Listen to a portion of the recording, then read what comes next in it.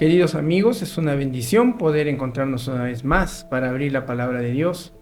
Vivimos en horas muy decisivas. Cada día que pasa nos acerca más al cumplimiento de los acontecimientos finales. Y por eso, hoy más que nunca, no basta con conocer la verdad de manera superficial. Necesitamos experimentarla, vivirla y permitir que transforme profundamente nuestro corazón. Por eso, dejemos por un momento toda preocupación, todo pensamiento que distrae y toda carga de corazón. Abramos nuestra mente y nuestro espíritu a la dirección del Espíritu Santo, para que la palabra de Dios pueda tocar nuestra vida y prepararnos para el tiempo que estamos viviendo y para la eternidad que Cristo ha prometido a los que le aman. Que el Señor bendiga este momento y que su presencia pueda acompañarnos mientras estudiamos su santa palabra. Hoy, continuando con el desarrollo de nuestra serie Firmes hasta el fin, desarrollaremos el estudio ¿Hasta cuándo claudicaréis? Primera de Reyes 18:21 nos menciona: y acercándose Elías a todo el pueblo dijo: ¿hasta cuándo claudicaréis vosotros entre dos pensamientos? Si Jehová es Dios, seguidle, y si Baal, id en pos de él. El pueblo de Israel vivía uno de los momentos más oscuros de su historia. Los altares de Jehová estaban destruidos y la verdad había sido cambiada por tradiciones paganas. La adoración verdadera había sido reemplazada por una religión emocional superficial y contaminada. El pueblo aún pronunciaba el nombre de Dios, pero en su corazón pertenecía a Baal. Y lo más trágico no era la idolatría abierta, sino la mezcla que existía. Querían a Jehová, pero también a Baal. Querían bendición, pero sin obediencia. Querían religión, pero sin una transformación. Entonces, Dios levantó a un hombre solitario, sin popularidad, sin títulos humanos, pero lleno del Espíritu Santo. Elías no vino para entretener, no vino para agradar, no vino para negociar con el pecado. Vino con una pregunta que atravesó el alma de Israel. ¿Hasta cuándo claudicaréis entre dos pensamientos? Esa pregunta sigue resonando hoy, porque vivimos en una generación que quiere el cielo, pero ama al mundo. Quiere promesas, pero rechaza el sacrificio. Quiere salvación, pero sin rendición total. Muchos conocen la verdad, pero no quieren decidirse completamente por ella. Y el problema más peligroso no es estar lejos de Dios, sino creer que se puede caminar con Dios y con el mundo al mismo tiempo. El espíritu de profecía nos menciona en el libro El conflicto de los siglos, en la página 651. Muchos están tratando de ocupar una posición neutral, pero no existe tal posición en la crisis del gran conflicto. El pueblo de Israel se encontraba en completa apostasía. Primera de Reyes 16, 30 y 31 señala: y reinó Acab, hijo de Omri, sobre Israel en Samaria 22 años. Y Acab, hijo de Omri, hizo lo malo ante los ojos de Jehová, más que todos los que reinaron antes de él, porque le fue ligera cosa andar en los pecados de Jeroboam, hijo de Nabat, y tomó por mujer a Jezabel, hija de Etbal, rey de los sidonios, y fue y sirvió a Baal y lo adoró, e hizo altar a Baal en el templo de Baal que él edificó en Samaria. El pecado de Israel no comenzó de una manera directa. La apostasía siempre avanza poco a poco, lentamente. Acab abrió las puertas a la influencia pagana mediante su unión con Jezabel, quien llegó a ejercer una influencia avasalladora y dominante frente al rey Acab. Lo político se mezcló con lo religioso.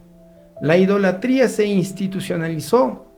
El pecado dejó de ser vergonzoso y comenzó a celebrarse. Baal era presentado como el dios de la fertilidad, el dios de la lluvia y el dios de la prosperidad. Israel empezó a confiar más y más en métodos paganos que en el poder de Jehová. Lo terrible era que no habían abandonado completamente a Dios. Intentaban adorar a Jehová y a Baal al mismo tiempo. Ese siempre ha sido el método que ha empleado Satanás. No eliminar completamente la verdad, sino mezclarla con el error. El espíritu de profecías nos señala: por medio de la unión con los paganos, los israelitas fueron inducidos a participar en sus prácticas idolátricas. Hoy también existe una religión mezclada. Biblia más tradición humana, santidad más mundanalidad, verdad más conveniencia, adoración más desobediencia. Muchos quieren un cristianismo que no incomode su estilo de vida, pero Dios nunca aceptó la mezcla. Santiago 1:8: el hombre de doble ánimo es inconstante en todos sus caminos. El mensaje de Elías se levantó ante esta situación. Primera de Reyes 18:21: y acercándose Elías a todo el pueblo dijo: ¿hasta cuándo claudicaréis vosotros entre dos pensamientos? Si Jehová es Dios, seguidle, y si Baal, id en pos de él. Y el pueblo no respondió palabra. La pregunta de Elías era una confrontación directa. ¿Hasta cuándo? No era un problema la falta de evidencia. Israel conocía la historia de Dios: el Mar Rojo, el Maná, el Sinaí, las victorias milagrosas. El problema era la indecisión. Querían los beneficios de Dios sin abandonar sus ídolos. Y Dios declara que el corazón dividido le produce rechazo. Mateo 6:24: no podéis servir a dos señores. El espíritu de profecías en el libro Testimonios para la Iglesia, en el tomo 1, nos dice: la tibieza es más ofensiva para Dios que la frialdad del incrédulo declarado.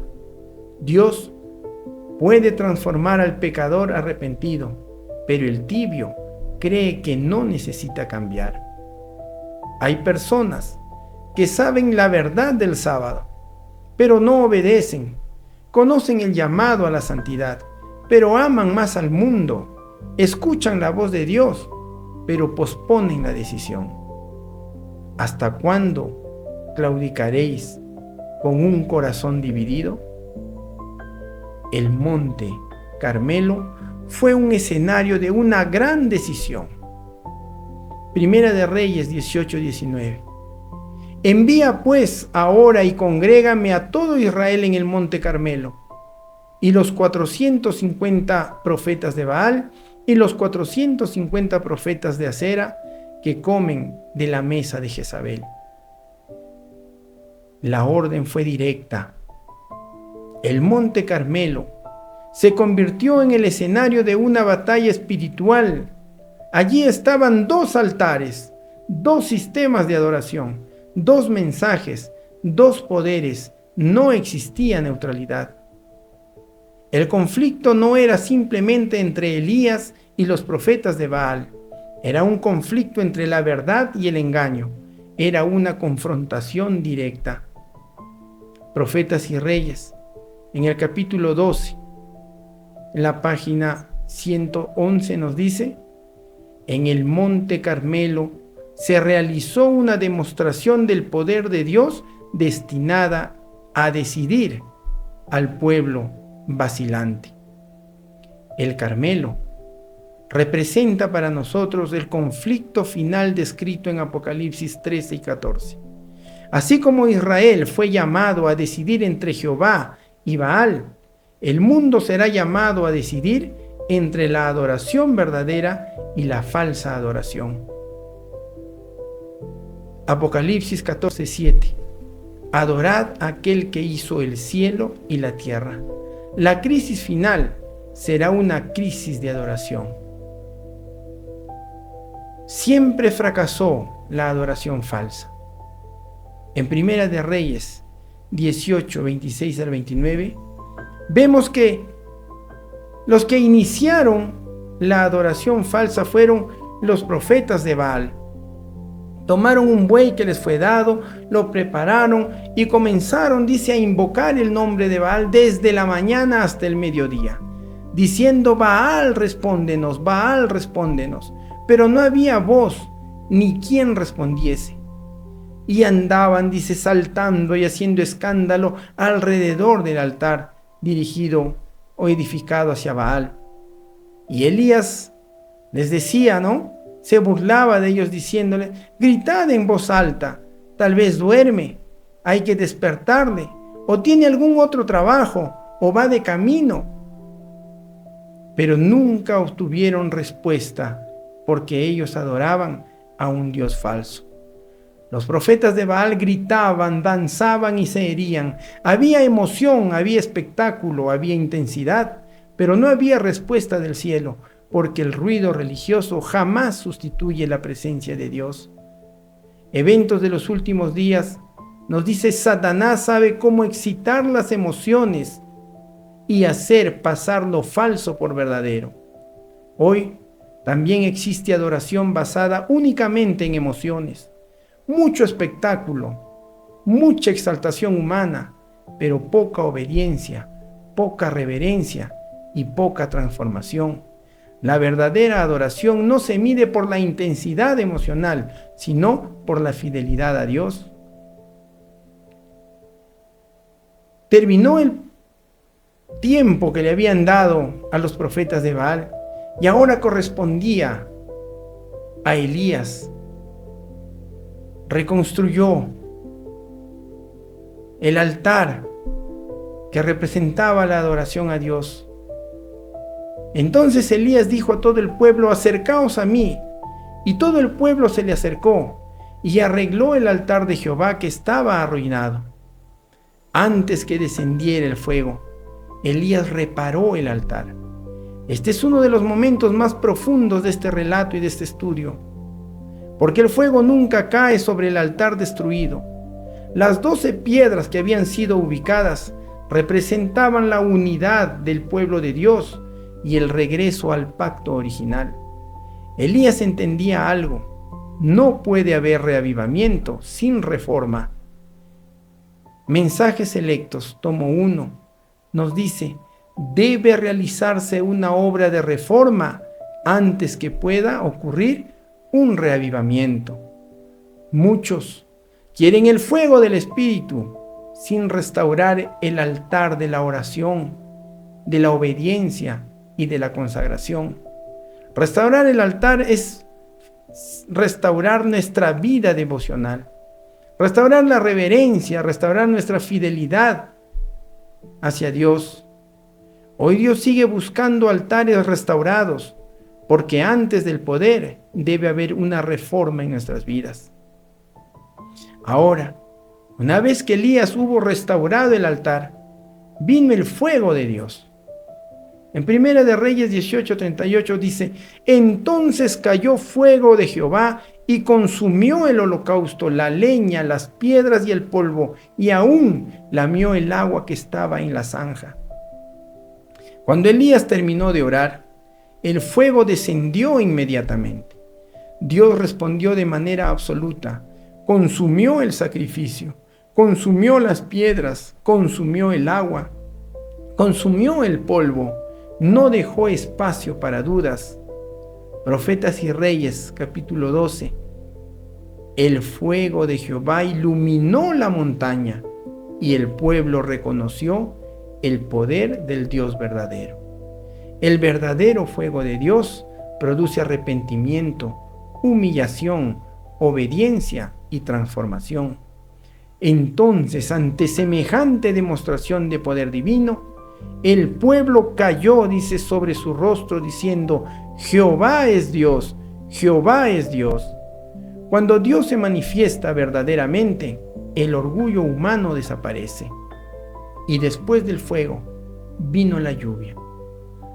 Recordemos que habían pasado 3 años de sequía. Y en Primera de Reyes 18, 41 al 45, dice: entonces Elías dijo a Acab: sube, come y bebe, porque una gran lluvia se oye. Y Acab subió a comer y a beber, y Elías subió a la cumbre del Carmelo y postrándose en tierra, puso su rostro sobre sus rodillas. Y dijo a su criado: sube ahora y mira hacia el mar. Y él subió y miró y dijo: no hay nada. Y le volvió a decir: vuelve 7 veces. Y a la 7ª vez dijo: yo veo una pequeña nube como la palma de la mano de un hombre. Entonces, después de la restauración, vino la gran bendición, porque de donde hay reforma verdadera, Dios derrama su espíritu. Después del fuego vino la lluvia. 3 años y medio de sequía terminaron. Esto revela un principio espiritual poderoso. Después de la reforma viene el derramamiento. Elías perseveró en oración hasta ver la pequeña nube. La lluvia representa el derramamiento final del Espíritu Santo. Pero primero debe haber arrepentimiento, restauración, separación del pecado y una obediencia total. Tiene una aplicación para nuestros días. Malaquías 4:5. He aquí, yo os envío el profeta Elías, antes de que venga el día de Jehová, grande y terrible. Antes del regreso de Cristo, surgirá un mensaje semejante al de Elías. Apocalipsis 14:6 al 12. Presenta el triple mensaje angélico, en los cuales se nos llama a adorar al Creador. Denuncia una falsa adoración, invita a salir de Babilonia, exalta los mandamientos de Dios y la fe de Jesús. Dios está levantando hoy un pueblo que no claudique. Dios rechaza la tibieza espiritual. No existe neutralidad en el conflicto entre Cristo y Satanás. La verdadera adoración requiere obediencia. El reavivamiento verdadero siempre va a incluir una reforma. El Espíritu Santo cae sobre altares restaurados. La decisión espiritual no puede postergarse. El Monte Carmelo no fue solamente un evento del pasado. Es una representación de la batalla que ocurre hoy en cada uno de nuestros corazones. Cada persona tiene un altar. Cada persona tiene una decisión. Cada persona responde diariamente a una pregunta: ¿quién será realmente tu Dios? El mundo ofrece muchos baales modernos: placer, orgullo, dinero, comodidad, entretenimiento, popularidad, etc. Y muchos intentan vivir entre 2 pensamientos, pero llegará el momento donde ya no será posible permanecer indeciso, porque la crisis demandará una decisión completa. Pronto, toda persona será probada, la marca de la bestia será impuesta. Hoy, Dios sigue buscando hombres y mujeres como Elías, que no teman quedarse solos, que restauren el altar, que proclamen la verdad sin compromiso, que vivan completamente para Dios. Y quizás hoy el Espíritu Santo está haciéndote la misma pregunta que resonó en el Carmelo: ¿hasta cuándo claudicaréis entre 2 pensamientos? No basta con admirar la verdad, no basta con conocer la palabra de Dios, no basta con emocionarse. Dios pide una entrega total, porque Cristo no murió para tener seguidores a medias, murió para transformar completamente tu corazón. El mayor peligro no es rechazar completamente a Dios, sino intentar seguirlo mientras el corazón sigue amando al mundo. Amén.